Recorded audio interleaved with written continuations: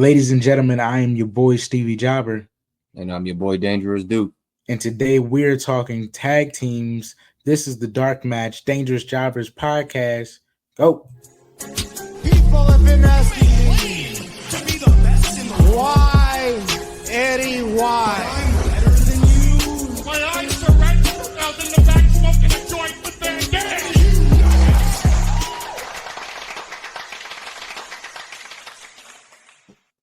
All right, we are gathered here today to talk tag teams, more specifically, tag team feuds. We had the great idea to put together three and a possible for some of the greatest tag team feuds that we've witnessed and possibly of all time. Mm-hmm. Do you want to just dive right in? Yeah, I think that's the only way we can do this. This is the only way we know how. So I guess we dive right in. I'll kick it off. Do you want to start with the honorable mentions though? I think if it's possible, can we give it two honorable mentions, one at the start and one right before the last one? Do you have enough? Yes, we can Let's do that. do that. Let's do that. I want to do two because I have like six. Okay. So I'll kick it off. You know what? Then yeah, I'll throw this one in there as one of my favorite feuds as far as tag teams go. My first honorable mention. They were a tag team that wasn't around for very long, but anybody who knows me and how much I love wrestling knows this tag team is very near and dear to me. So the first one I'm going with for the honorable mentions, the team of Paul London, Brian Kendrick, and Ashley Mazzaro. I'm throwing Ashley in there too, feuding with Deuce, Domino, and Cherry. Yeah, man. Yeah. Okay, I knew at some point we would get to. Thank goodness I didn't put this down because I knew it would be addressed at some point. I didn't put down London and Kendrick because I couldn't think of a specific one, but you do love Deuce and Domino and Cherry, and they did have a great feud together. They did. They were iconic because they took the belts off of them too, didn't they? Deuce and Domino took the belts off them. They were the ones who ended that year-long tag title reign. Yeah, formerly the longest one until the New Day broke it. Yeah, so I mean, I got to throw that one in there. Complete polar opposite teams, you know. Mm-hmm. The gimmick, I don't think would have been as funny today, but still it was great. Yeah, it was great then. Still a great tag team. Yeah, and like I said, the matches they had very good matches together. So they get honorable mention from me. I'm going with Deuce and Domino versus London and Kendrick. I dig it. Heavy from the childhood. My first honorable mention, I want to put a light honorable mention, and then we'll see where the list go because we have not discussed it, which is makes for the best kind of dark matches. My honorable mention is a light one. It's kind of it's an outside company one, and it's just I tried to pinpoint a specific one and I couldn't, so I'm using it as a cheat. It's from TNA. It's the Beautiful People versus the entire women's division. And I say this because at the time they got to women's knockouts tag team championships late. So for quite a while, it was just a group of stuck up women just attacking everyone because there was only one championship. So so only one of them could have it. So they were just terrorizing the entire locker room. It would just be combinations of ODB and Gail Kim and just whoever was around, Taylor Wilde. And then even after they got reincarnated, they terrorized the outside members. It was just they just wreaked havoc on the entire locker room. So the Beautiful People just having heat with the entire women's division for years was some of the best stuff. Yeah, the Beautiful People were pretty entertaining with everything they did. And again, like you said, they never really had a tag team to go against. They just went against the whole locker room. I could respect that pick. I like that one. So my first, well, I guess my number 3. Mhm. Man, it was tough to narrow these down, but I got to narrow them down. It's And hard. I'm going to go with a 3-man team versus a 3-man team, I guess. Yeah, at the time it was a 3-man team. The Shield and the Wyatts. They got to make it, man. They never had a bad match between them. The chemistry was just there because the teams gelled together when they fought each other, but you could tell which one person would have better chemistry with another person. Like you could tell Bray had better chemistry with this person. You could tell Dean had a better chemistry with this guy. But even when they were going against each other in a 3-on-3 or even a 2-on-2, it was like so fluent, which is very hard to do in matches that big. So Yeah. that makes it very hard not to pick them. And plus it was always on site every time they saw each other. So I'm gonna go with, for my number 3 spot, I'm gonna go with the Shield and the Wyatts. I like the way we think because that was also one that I just missed putting on my list, but I felt like it would be addressed. They were so special because just the time. The Shield was unstoppable for at least 2 years. And within that 2 years, the Wyatts were reaching that same kind of trajectory on their own separate path. And they were just bound to collide. And every time they did, it was amazing. And I think they carried even that connection for years. Just that chemistry that they all had tied to each other. That was a great time in wrestling to see just these, because every single one of them seemed like a monster in their own sort of way. So every time they clashed, it was amazing. It was amazing, and I often make that connection every single time I think of the Shield. Like I'll think of, because I don't often think of the Shield anymore, but when I do, I think, oh man, the Shield. Oh, how great was the Shield? Oh, the Wyatts and the Shield. You know, I make that instant connection every single time because they were just so, yeah, they kind of helped each other become what they were. My number 3 is it's number 3 because it's outside of the major feuds, but it's intense to me because I got to witness it live. I'm going to MLW for this feud. I got to be around for witness live some of the great matches from when 5150 was last in Major League Wrestling. 5150 could also be, an incarnation of LAX.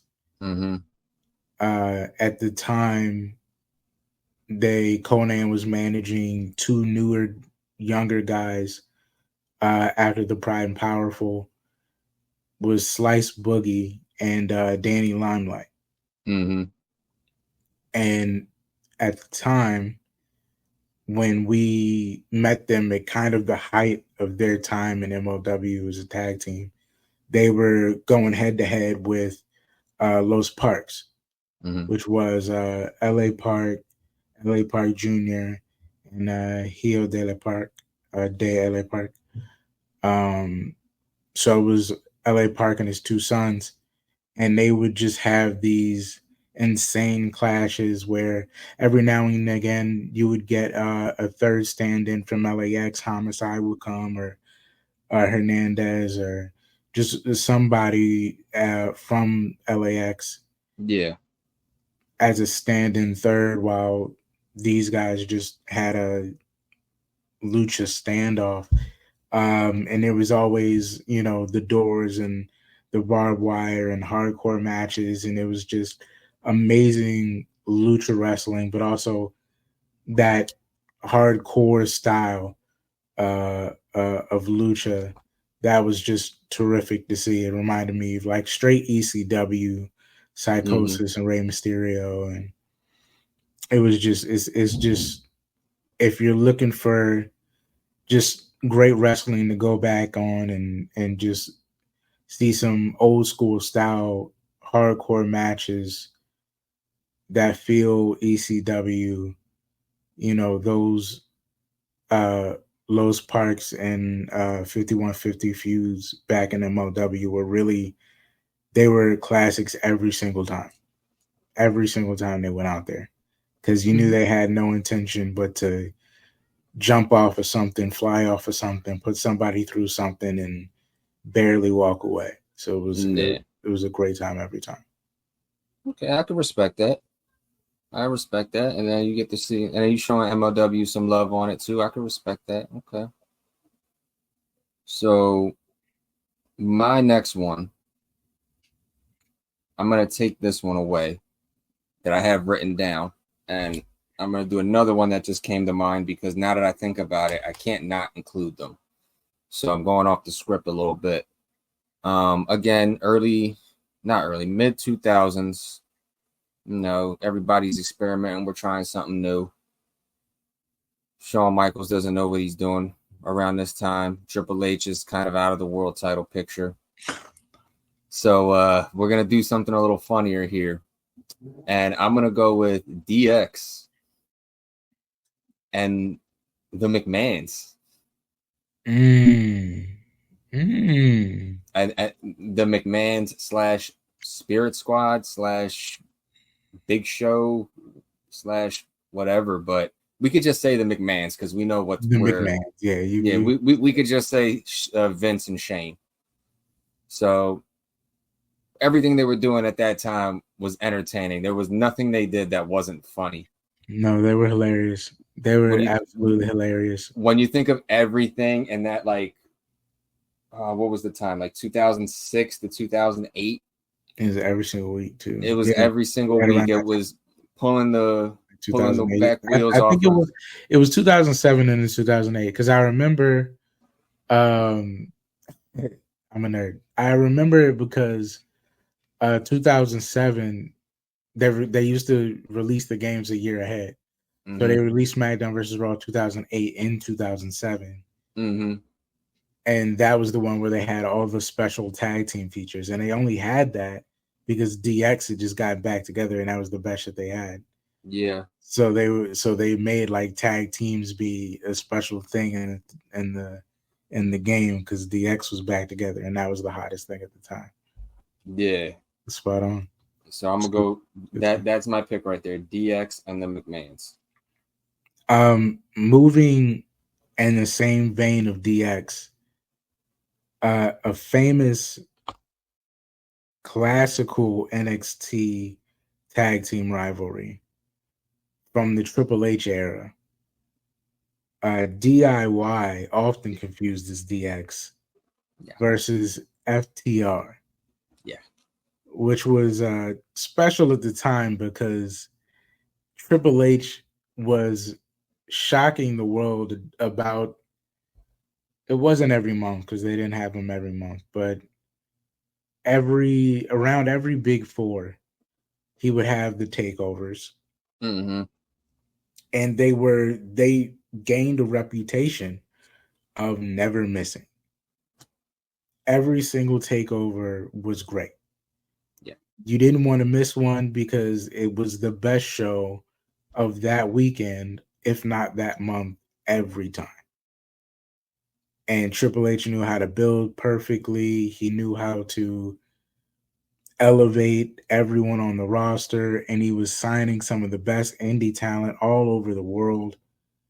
And DIY had kind of came out of nowhere as far as the rocket ship that strapped them to go this far.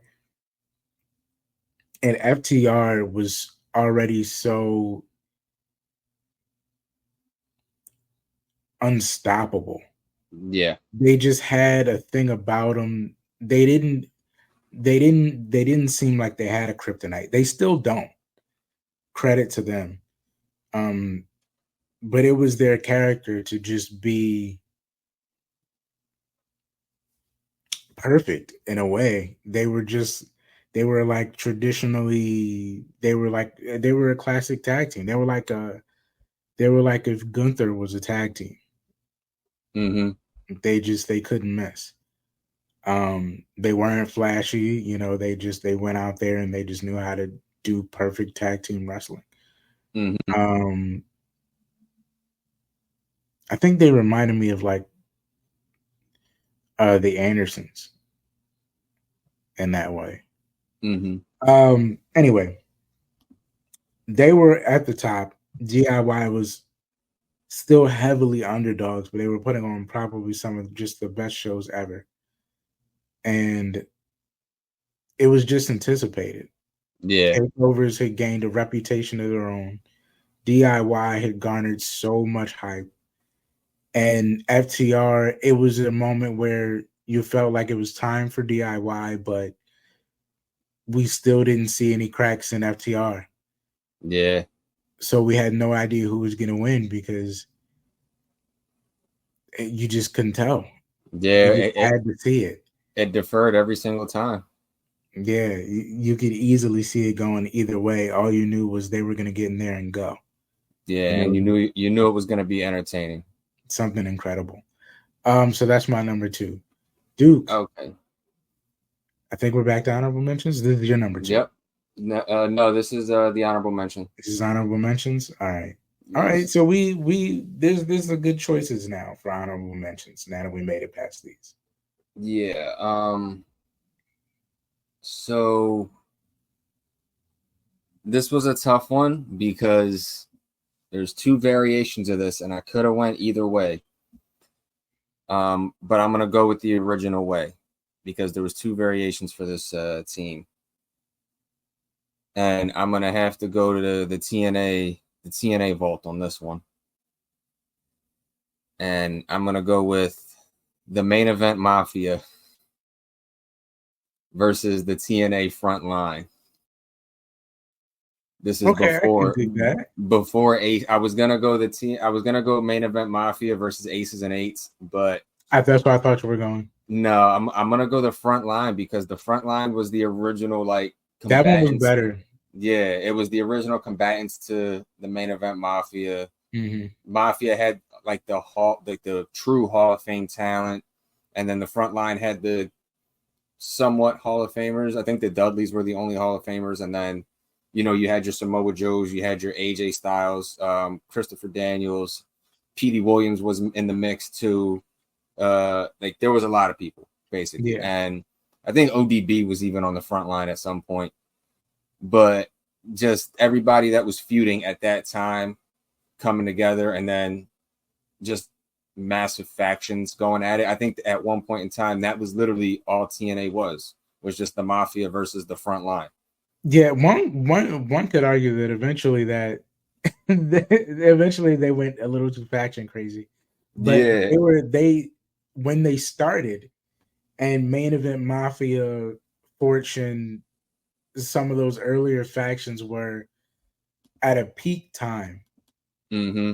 Just a peak time where they were just gathering like all-star level people to go at each other, and you were just seeing some of the best matches. And Main Event Mafia, like you said, they were just top of the top. Like they felt impossible to beat, and they were all like super talkers on the mic. They all delivered in the ring, and yeah, it was a time. It was a time. That was definitely one of those much better ones. For my honorable mention, I'm gonna go to WWE, but I'm gonna go maybe. I'm not even back that far. Maybe 10 years. Maybe not even 10 years. It's gonna be the Usos versus Alpha Academy. Okay. Because coming off of Triple H's NXT, in that golden era of making guys that were straight stars right out of the gate. When American Alpha debuted and they proved to be everything that they were in NXT, and the carryover proved to be true in the theory that if you don't mess with the tag team, they'll be everything they're supposed to be.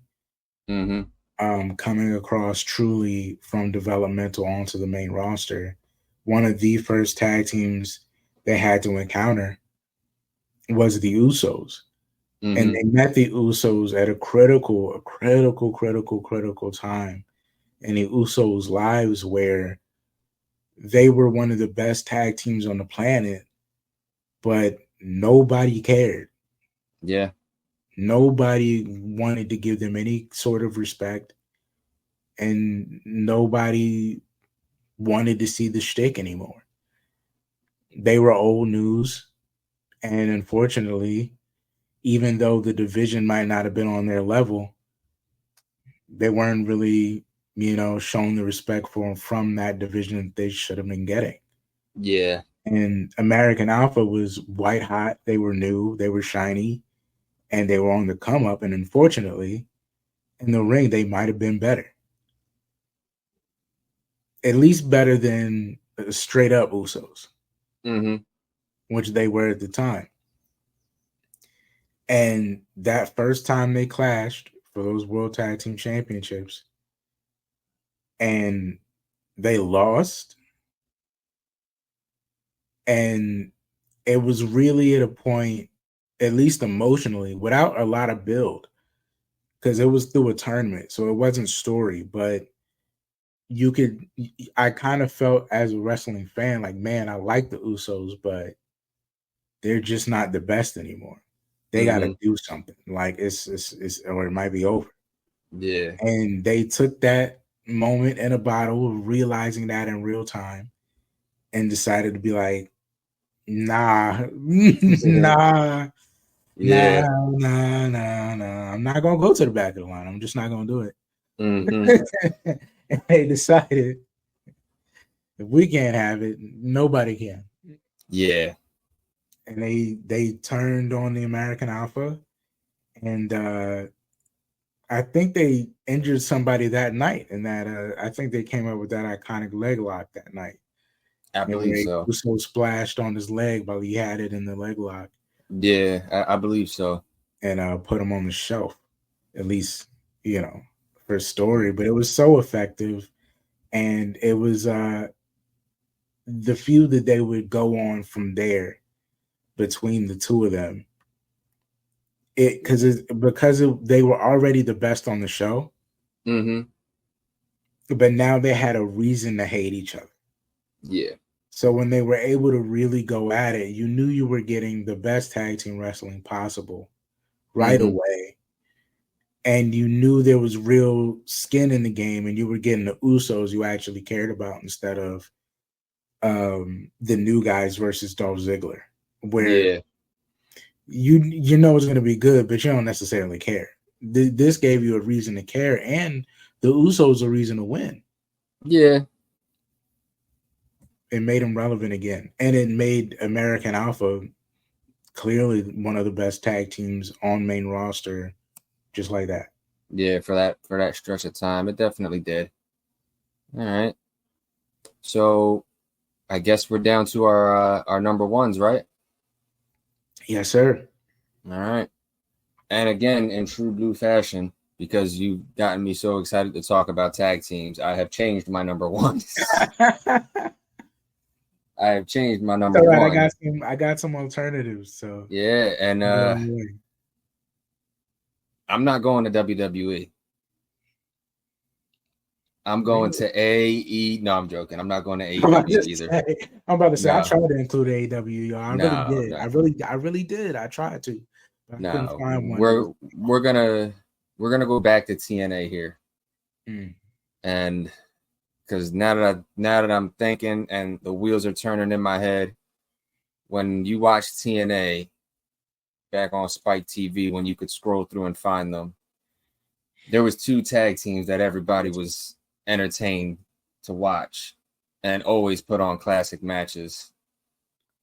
So I'm going with one of our boys that we interviewed before, Alex Shelley, Chris Sabin, the Motor City Machine Guns versus Beer Money Inc. I would be remiss if I didn't think of them and not include them. So it's like memories flashing back every time. Like now that I'm thinking about it, every time I turned on Impact, that was one of the reasons I was most excited, was to see both of those teams. Mm-hmm. And when they feuded with each other, it made it even better because it was great every time they fought. They had amazing matches, the 2 out of 3 falls matches, the tag titles matches. It was just the definition of greatness in the form of tag team wrestling. So I gotta include them. And again, I know this is how good our chemistry is because I thought of that as well. Fun fact: they actually had, you probably know this, but they once had a best of 5 series. Yeah, for the vacant tag team championships.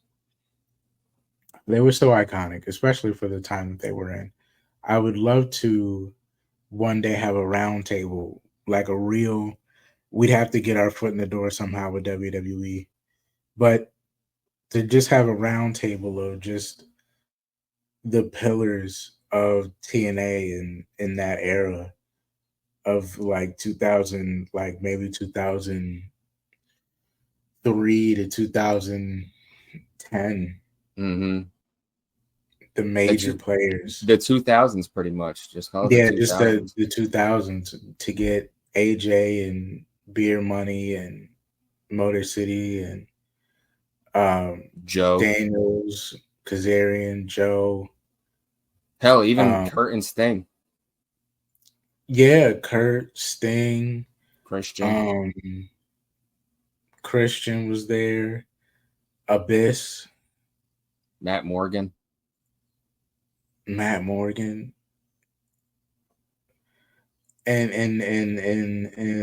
I'm forgetting somebody important.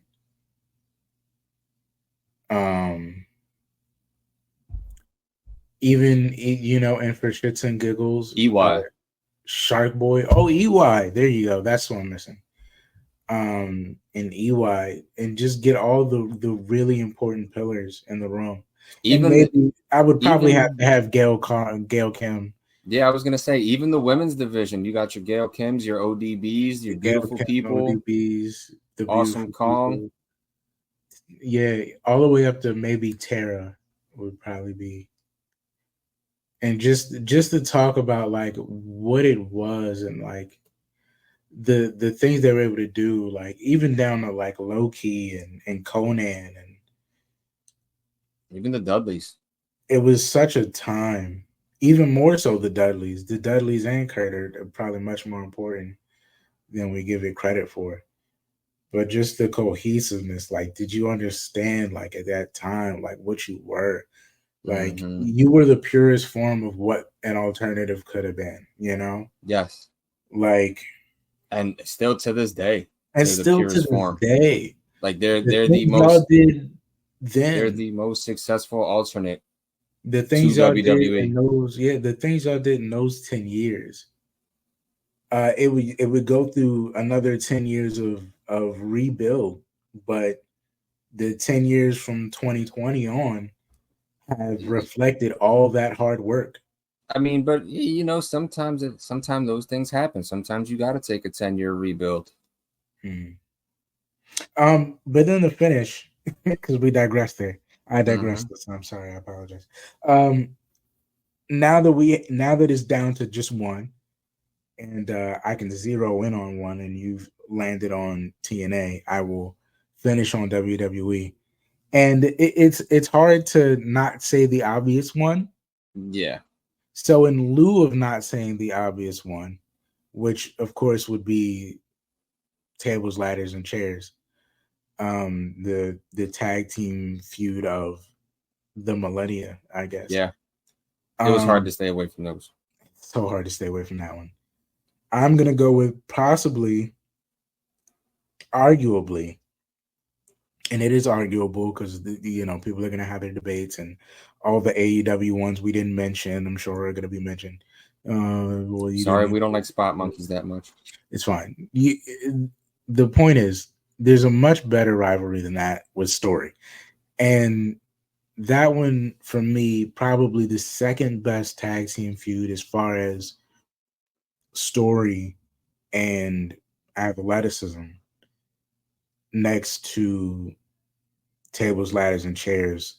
For me, would be the Usos and the New Day. Yeah. I have to say this because the Usos are one of the greatest tag teams of all time. Yeah.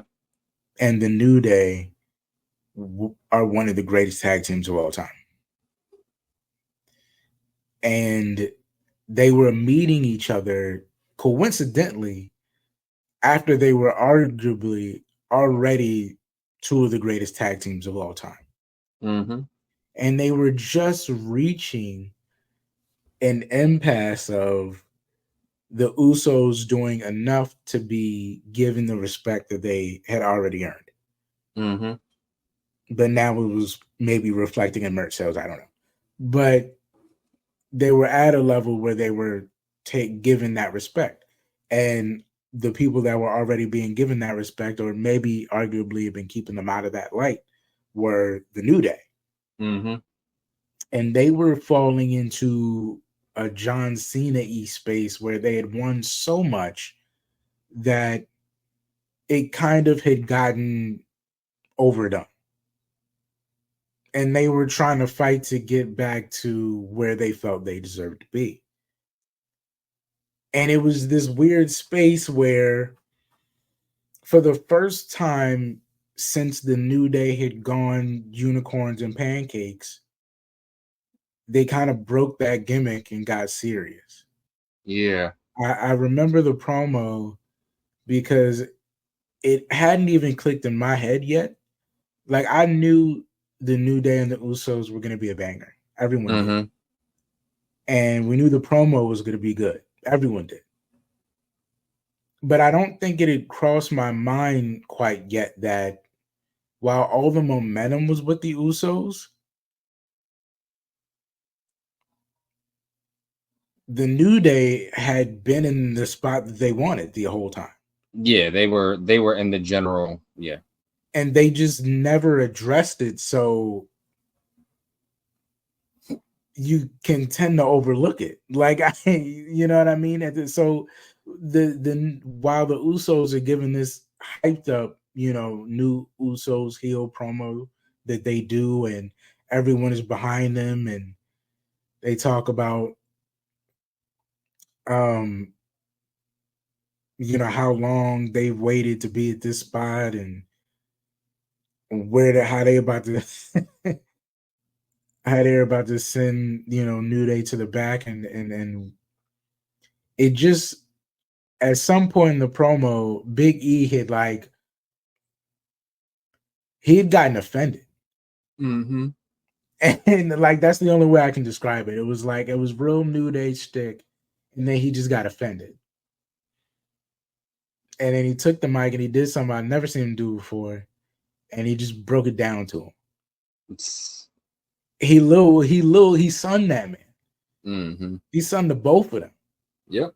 He took the mic and he said, hold on. Y'all been fighting for all these years.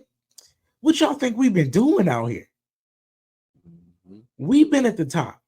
While y'all boys been in catering, we've been on WrestleMania after WrestleMania after WrestleMania, hosting WrestleManias. Mm-hmm. We've been winning the championships. We've been the face of this spot y'all been fighting so hard to get to, like no one's been here before. We've been here. Mm-hmm. We big dog. You're not about to talk to us like we small change. You're small change. Exactly. And it was this shattering of reality where it was like, you act like they ain't been in there cooking the whole time. Yeah. It was this moment of recognition. It was like, congratulations for making it to the party. Mm-hmm. Welcome to Who Runs This. Yeah. And it was like a real, it turned it on for me as a fan, because it was like, oh, I wasn't really sure how they were going to do this in a way that didn't look like New Day was finna get smoked. Mm-hmm. And the only way they could go was to give you like the real New Day, to give you the fact, to let you know, no, we big dog. Yeah, we ain't been doing this. Like you should actually be scared of us. Mm-hmm. And it was like, oh man, now you know they're gonna go out there and go crazy. Yeah, man. And they did it multiple times from that point on for years. So to me, that's one of the greatest of all time, just because they really only needed that one build. And then it was just off. Every other time they interacted, it was just off from there. You already knew what it was. Exactly. You already knew the respect they had for each other, but you knew the job they was kind of coming in there and do. Mm-hmm. And it was going to be a banger every single time. Yeah, it definitely was. But that's our list.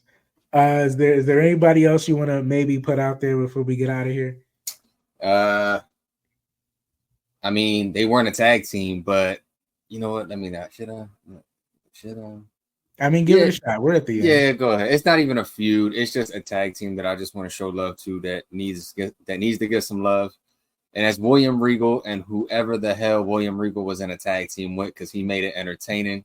Be it Tajiri, be it Eugene. Matter of fact, Eugene. I'll just put it there. Regal and Eugene. Yeah, shout out to tag team specialists. Yeah. Regal and Eugene. They're underrated. The Canes and Baron Corbins and William Regals and big shows of the world that were just teaming with anybody. Shout out to them. I'll give one more shout out to the Motor City Machine Guns and Team 3D. Yeah. Them in LAX. I think they feuded all in 2007, the three of them, and just were putting on straight bangers. So shout out to them too. But if you've been rocking with us this long, why not like the video and subscribe? Thank you for joining us. This has been a fun talk. I always like these dark matches. You know, they're unscripted, they're surprising. We get into a lot of good conversation. We definitely do. And the best part of it is you never know how they're going to end. Never. And I like the way this ended. This was very surprising. Exactly. A lot of twists and turns. So guys, leave a comment.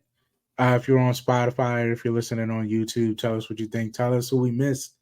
And if we should maybe do another one. If we can come up with some more. These are hard. And these are hard to narrow down. They absolutely are. But we do it for the love of the game. Mm-hmm. Yeah, we do. But like Stevie said, ladies and gentlemen, I think that's all the time we had. That's your boy Stevie Jobber. I'm your boy Dangerous Duke. This is the Dangerous Jobbers Podcast, Tag Team Rivalries. People have been asking me, why, Eddie, why?